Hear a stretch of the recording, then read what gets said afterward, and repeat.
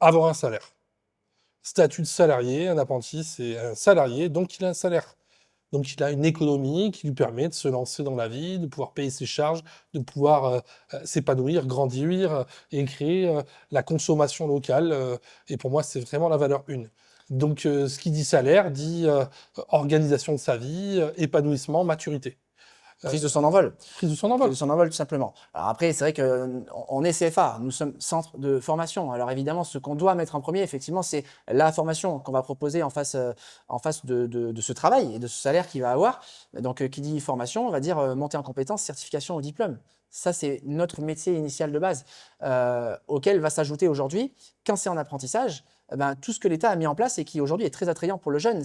On en parle trop rarement. Un apprenti aujourd'hui, il a une baisse, une réduction des charges salariales. Alors oui, au 1er mars 2025, ça vient légèrement de baisser. Pour autant, il y a une réduction des charges salariales pour un apprenti jusqu'à hauteur de 50% du SMIC, ce qui en fait réellement vient faire en sorte que son brut se rapproche quand même de son net, ce qui n'est pas le cas d'un salarié qui n'est pas en apprentissage. Ça, je trouve qu'on n'en parle pas assez parce que ça reste intéressant, en plus de se former, d'avoir une formation qui est prise en charge aujourd'hui par les OPCO, en fait, d'avoir un salaire qui, en plus de ça, peut être plus intéressant que de postuler sans le dispositif de l'apprentissage. Un jeune qui, en plus de ça, n'a pas le permis de conduire et qui se lance dans la vie en apprentissage, il va avoir 500 € d'aide au permis de conduire. Donc en fait, l'État permet aujourd'hui de rendre mobile un jeune pendant qu'il a accès à l'apprentissage et à la formation. Ce qui est là aussi me semble très logique parce que ça veut dire qu'en fait, au bout de 12 mois, il va sortir avec une compétence de plus, une formation et le permis de conduire au moins enclenché Oui, oui. et à raison de 1/3 quasiment financé par le dispositif. Il y a un point essentiel que je veux qu'on redise depuis tout à l'heure, je ne sais pas si ça se comprend et si tu pourras le mettre en avant, c'est que on crée des parcours pour nos apprenants. C'est-à-dire qu'un apprenti chez nous, c'est pas forcément un an. Un apprenti chez nous, c'est un projet sur lequel il va pouvoir évoluer, faire un diplôme, puis un deuxième diplôme, puis un troisième diplôme. On parlait tout à l'heure des managers qui ont 3 niveaux chez nous, mais c'est pas que ça. Un boulanger peut être pâtissier, un pâtissier peut être cuisinier, et on va pouvoir accompagner ce jeune sur plusieurs diplômes, certifications, surtout lui permettant de rester dans l'entreprise dans laquelle il est et pouvoir un jour basculer sur des postes à responsabilité. Pour terminer, on peut parler de l'aide au premier équipement. Ouais. Là aussi, en fait, tout apprenti qui rentre dans un CFA, le CFA bénéficie de 500 € qu'on appelle l'aide au premier équipement. Alors, chez Alors Formation, on aime bien le mettre en avant quand même parce qu'un apprenti qui va rentrer sur les métiers, hors métier de bouche en tout cas, va bénéficier d'un PC d'une valeur de 500 € avec une caméra intégrée et pack office.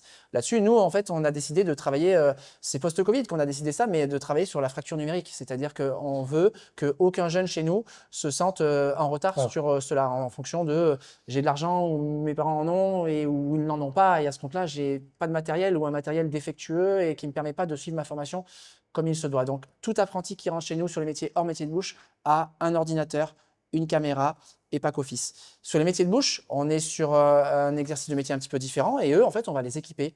On va les équiper de haut en bas, c'est-à-dire qu'ils vont avoir la tenue à l'exercice du métier, ils vont avoir la mallette de couteau, de cuisine, etc. Si on est sur ces métiers-là, si c'est sur la boulangerie, pâtisserie, c'est une mallette également en fait Avec une balance, de avec tout plein pâtissier, etc. d'outils. Et donc voilà, on vient en fait équiper nos jeunes en face du métier qui est le leur via cette ligne aujourd'hui qui est le premier équipement pédagogique. Alors, ouais, le mot école, pour nous, aujourd'hui, c'est un mot compliqué. Pour moi, aujourd'hui, l'école, c'est jusqu'au niveau collège. On est un organisme de formation en apprentissage. On est, nous, les patrons, on est privés, mais surtout, on ne veut pas que les gamins qui viennent se sentent dans une classe avec leurs trousses, leurs feuilles à remplir, des exercices et des notes au long de l'année. Ils vont avoir des évaluations, ils vont avoir besoin d'un formateur qui les accompagne, ils vont avoir à se présenter devant un jury pour passer un examen, ils ont un dossier à compléter, mais l'objectif, c'est pas être dans la pression de la réussite, c'est la pression qu'il va se mettre pour pouvoir atteindre ça. Et surtout, comme on l'a dit tout à l'heure, l'emploi, la garantie de continuer avec nous potentiellement sur un autre contrat en apprentissage, mais ne serait-ce avec l'entreprise avec qui il est depuis 1 an ou 2.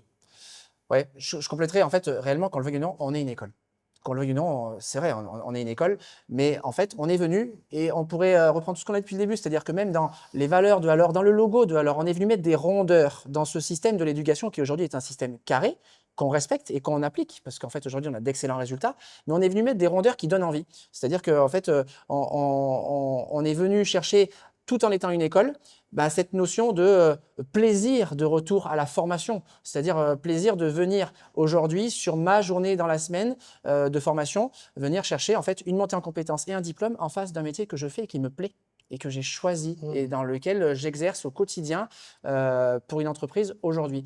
Et donc oui, on est une école, mais on essaye de faire en sorte que ce soit dans tous les ressentis de relations entre le formateur qui n'est pas dans une attitude de prof, dans le staff qui est dans une attitude très bienveillante de égal à égal, de faire en sorte que le jeune se sente, oui, dans un schéma d'éducation éducatif très sérieux, mais pour autant avec des rondeurs qui font qu'on est beaucoup plus dans le plaisir et dans l'envie de venir en formation que un système un petit peu à l'ancienne qu'aujourd'hui l'État a essayé de retravailler à travers l'arrivée du secteur privé dans le milieu de la formation en apprentissage.